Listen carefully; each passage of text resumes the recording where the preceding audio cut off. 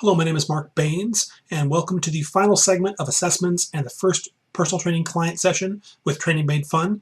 This is the 6th of 6 video segments. Make sure you reviewed the first 5 before moving forward so everything makes sense and is cohesive.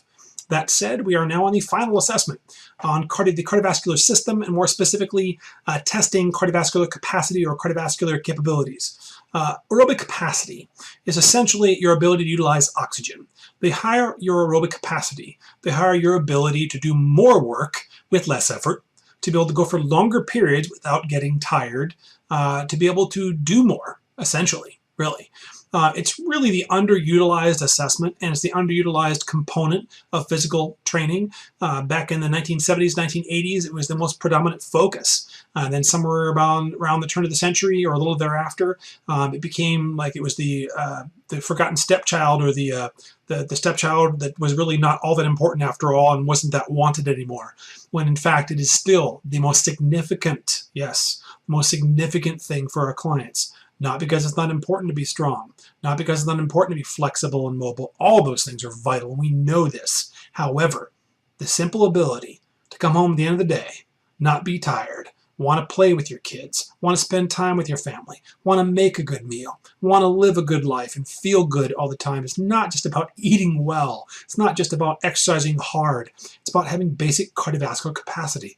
This starts with something as simple as walking, maybe some people swimming or cycling too, but it's something from a standpoint of activity that we engage in for a more moderate to longer period of time on a fairly regular basis. Okay, and we'll come back to more about that in program design, but it's something we need to really start considering more about how vital this really is. And it's unfortunate that we've actually stopped assessing it almost entirely, let alone assessing it and knowing what to do with it or how to train it.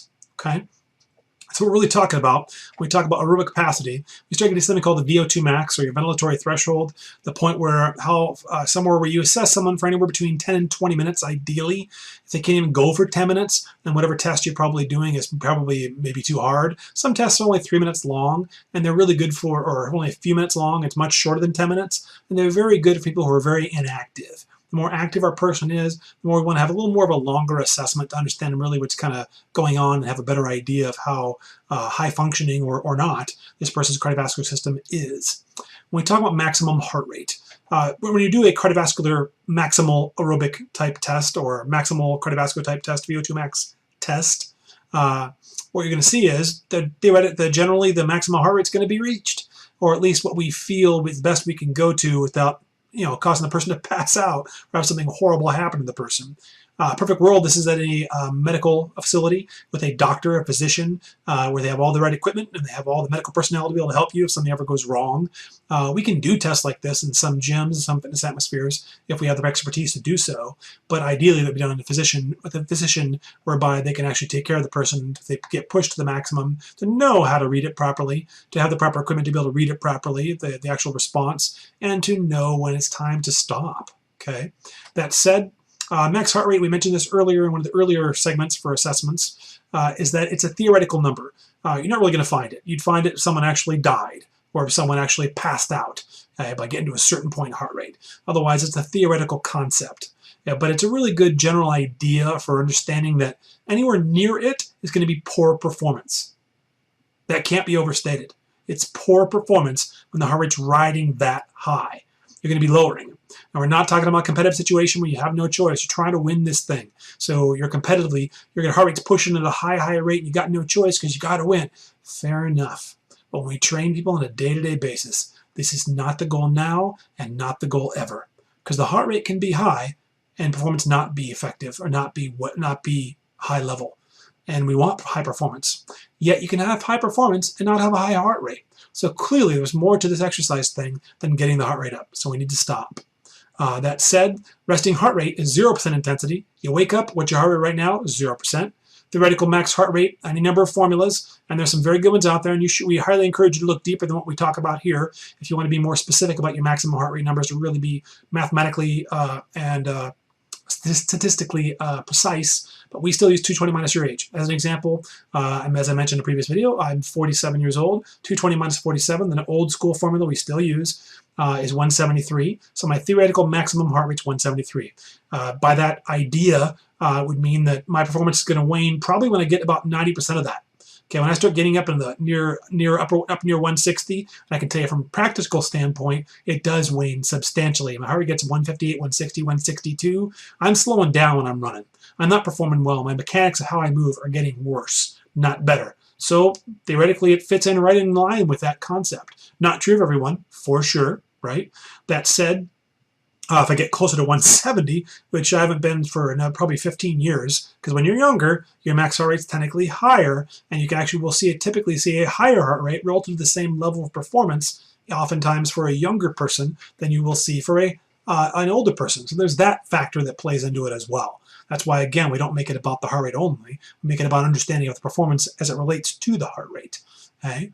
And that said, training heart rate is a general idea where we expect the person to be today. If we want someone to stay aerobic, for some people it's below 50% of their max heart rate.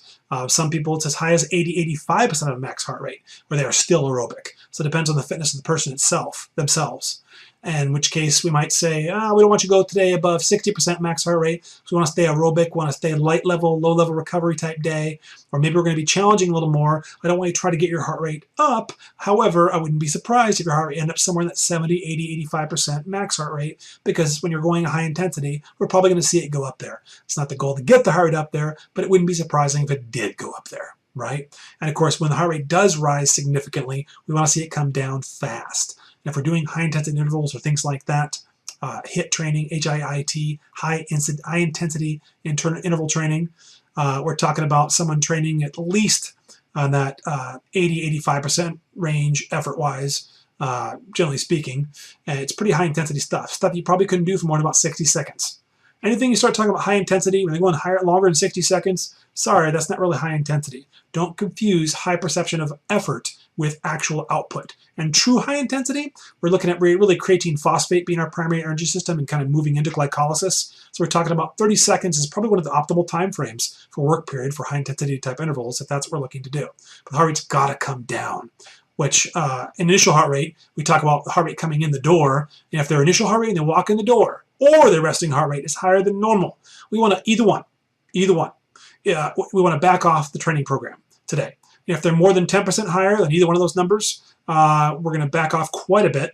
Okay? If they're 15% higher, we didn't say this before, if they're 15% higher or more, you might want to consider not training at all today. Now we get a personal training client. We don't want to say, you didn't take care of yourself, let's show up for a personal training session. Now your heart rate's too high, so never mind, go home. And they get to come in and you had an hour that you didn't get any money for because you've earned this, by the way.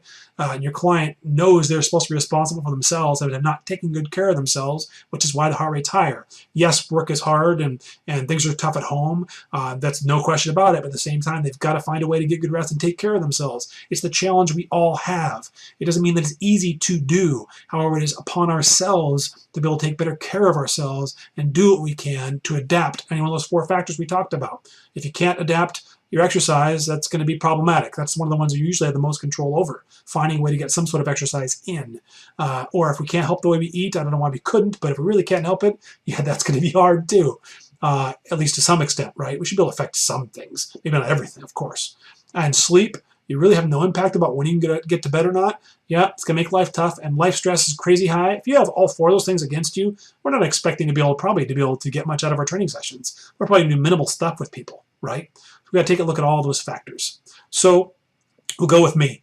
My maximum heart rate theoretically is 173. My resting heart rate is 46. My training heart rate, well, depends on the goal here, but if I'm training somewhere in that 60% range or below, I'm in the mid-120s or near around 120 or less. Okay, my initial heart rate walking in the door, a lot of times I walk into the gym, good days is in the 70s. If it's bad day, it's 80s. And if I'm walking in its 90s, I better have run from my car or having particularly something really going on. I need to calm down a little bit and make sure that's not just an issue of something going on versus being something more systemic, whereby I need to back way off or consider not training today.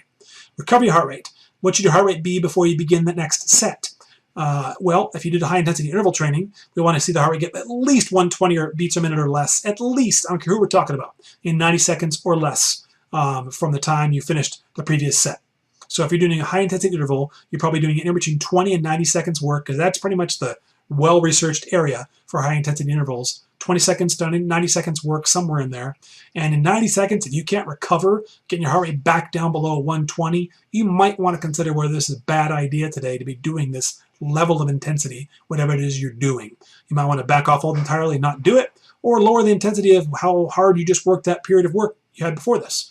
Because the goal is to be able to repeat that performance over and over and over again if we're going to get the conditioning benefit of high intensity intervals in the first place. And the last thing we want to have people do is flailing around with bad form and bad technique because, hey, the work period is what it is. The rest period is what it is. No, it's based upon someone's individual response. And if we're training a group, so be it. Then we got to separate groups from people who are in shape and not in shape. But we have to, or tell people to sit out one interval and then come back in the next time. But we cannot be pushing people these high levels with our bad coaches, our bad teachers, our bad mentors we've learned from that thought it was just all about just push, push, push. Don't confuse psychological recognition of pushing through difficult times with physiological benefit. They are not the same. Okay? That said, moving from there, talking a little bit more about heart rate variability. The timing between beats. You can't measure that. You can't put your hand or your carotid artery or your radial artery there at your wrist and be able to determine how much time was that between beats. Was that 0.694 seconds or was it 0.632 seconds? What was that? No one's that precise or capable of doing that. However, an EKG in a hospital could do that, and some heart rate monitors can do that. One of the reasons we keep advising people to get polar heart rate monitors, specifically some of the FT models, is because they can measure that. If there are other monitors out there that can do that, so be it. But heart rate variability is going to take a specific piece of equipment to be able to measure the timing between beats. Here's the thing. You got two people. You got an unfit person and a fit person. Let's say the unfit person, their resting heart rate is about 70, 80, like we said the average resting heart rate is. The fit person's more like 50, we'll say. They're both sitting there doing nothing. One person has a lot of variability. The timing of the beats is not consistent. It's going ba-ba-bum, ba-bum, ba-bum, ba-ba-ba-bum, ba-bum, ba-bum, jumping around. One person, or the other person, is going bum bum, bum bum, bum bum, bum bum, at whatever rate we're talking about, 50 beats a minute or 70 to 80 beats per minute. Here's the thing, surprises most people. The person with the higher variability, the one whose heart rate timing between beats is jumping around at rest, is the fit person with the low resting heart rate. Think of having really efficient little cellular workers, like going to that really high-end restaurant where all the waiters and waitresses are on the side and they're waiting for you to stand up for a second to shake somebody's hand or go to the bathroom or step away from the table for a second, and they rush in quickly with one or two or three or more people to quickly scrape off all the crumbs and wipe off the table, polish your silverware, give you a new plate, fold your napkin nicely, brush off your chair, push your chair back in, make it look like you were never there, and a few seconds flat, right? Whereas you go into one of those diners where it's a little hole-in-the-wall place that basically people clearly don't like working there, and they're not happy with that particular place. There are plenty of hole-in-the-wall places, they're good places, but this one doesn't. This one does not have workers that like being there. The cellular workers, right, are like the people who hate being there, that when it's their turn to go clean that table or go serve the person, they're going, it's not my turn, it's your turn. You're up, I don't want to do it. Okay, rock, paper, scissors. Trying to figure out who's going to do it because no one wants to do it, or they don't have the capability to do it, or they don't even know how to do it, somewhere along those lines. The fit person's cellular workers are very, very responsive, and they will come back and respond back and return to rest very, very quickly, whereas the unfit person is just consistent and doesn't respond well to stress. They start engaging in more high-intensity type, interval type training, or we're talking about somebody engaging something much more intense, then we're talking about someone who will then see a heart rate variability that will be consistent for the fit person. Now their heart rate at 140 or 150 or whatever is going ba-bum, ba-bum, ba-bum, ba-bum. Very consistent, low variability. Whereas the unfit person now has high variability at higher intensity exercise. You might see them grabbing a hold of that monitor, that machine, and the heart rate's jumping all over the place. It's not staying at 145, 145, 144, 145, 146, 145. It's going 148 down to 143, 142, 153 at the same steady state work output.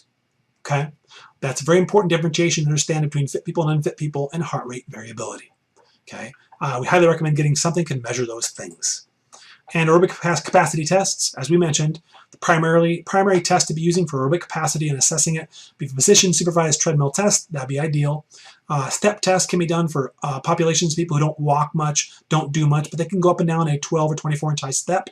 There's variations on this test. One that we use is very easy to do. Take a group exercise step, something that's at least 12 inches, maybe 24 inches, but keep that same step and make sure they can actually step on it comfortably. They go up and down that step for 96 beats a minute.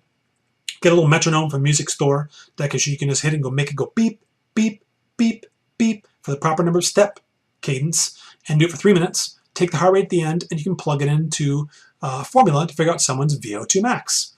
Generally speaking, people who are unfit, who don't do anything, are going to be in the 20s VO2 max. They start to do something, a little something, but probably not a whole lot of anything. Might start to see the low 30s. You start seeing mid to upper 30s for VO2 max. This person probably is at least somewhat active some of the time, doing some exercise here and there. When you start to see the 40s of VO2 max, this person is actually engaging in at least some regular exercise. You're not going to see high 40s unless this person does at least some reasonable cardiovascular consistency training type level of exercise, or at least is fairly regular with their cardiovascular exercise to get high 40s. That's going to be pretty significant, really. And you won't see 50s or above unless the person regularly, routinely engages in moderate or higher intensity type cardiovascular exercise. You just won't see it. And unless they won't be a 60 or above unless they're someone who's highly competitive and cardiovascularly efficient, both. 70s and 80s get to be more like elite world type class. Okay, that's generally speaking. But that said, there's a little website called by Brian McDonald or Brian Mack. The name eludes me at the moment. It's like brianmack.co.uk. You can actually find these tests and actually copy and paste the formulas. It's a free website, and actually it's a wonderful site. Wonderful site. Highly recommend it for cardiovascular training type focus activities. That segment of what he has on that site there. For taking a closer look at actually taking some of those cells from Microsoft Excel spreadsheets and actually be able to put one into the other one to be able to quickly do VO2 max. Pretty cool. Polar Orthonex fitness test. The Polar Watch, again, can do this little VO2 max test while seated, sitting still. However long it takes to measure 250 beats, anywhere between 2 and 5 minutes, and the heart rate variability between can give you an estimate of VO2 max within about 7% accuracy of a physician-supervised treadmill test. Something to consider. Bruce treadmill test. You have more active people. They want to really get after it. We all get on a treadmill, this Bruce treadmill test, and if they start at about basically a 10% grade, okay, and they're going about 2.8 miles per hour, and they go about a half mile per hour every 3 minutes, increase in speed, and a 2% grade increase every 3 minutes. Now, people who are not very fit at all, but think they are, won't even make it 10 minutes. People who are fairly fit are going to see that 10, 12 minute, 13 minute maybe time frame, and the fit people are going to see more like 15, 16 plus 18, 20 minutes and beyond. If they can go that long on the Bruce treadmill test, they need to be doing the Cooper test. The Cooper test is a running test. Around a track, how far can you get in 12 minutes to the 10 meter mark? 940 meters, 2,840 meters, 3,640 meters, be pretty well moving, right? Whatever it is, and then do a VO2 max estimation from that. Okay, there's all sorts of stuff you can find if you just Google formulas. You can find stuff for these things. And our last putting it together slide for assessments here. Your quick overview of what we're going to be doing. Complete the PAR-Q form. 10 questions. They say, or not 10 questions, a few questions. They say yes to anything. We have to ask more questions for greater detail to know if this person's ready to perform exercise with us or get checked by a doctor. Health fitness questionnaire, looking for anything that stands out that might affect exercise to make sure we're going to do things that are going to help them, not hurt them, to lower risk, not increase it. Increase benefit while lowering risk, right? It's like money. Time is money, and effort, time, and money are all the same. We want to make sure we get the most out of what we do, not just random things. Get good at asking those questions and getting good information. Perform the 13 physical fitness assessments. We have 13 of those things. It shows 9, but there's actually 4 muscular strength and endurance type tests, and one of them actually combines the balance test with the static posture test. 13 tests. Got to get really good at doing that, and all within an hour's time frame, 50, 55 minutes.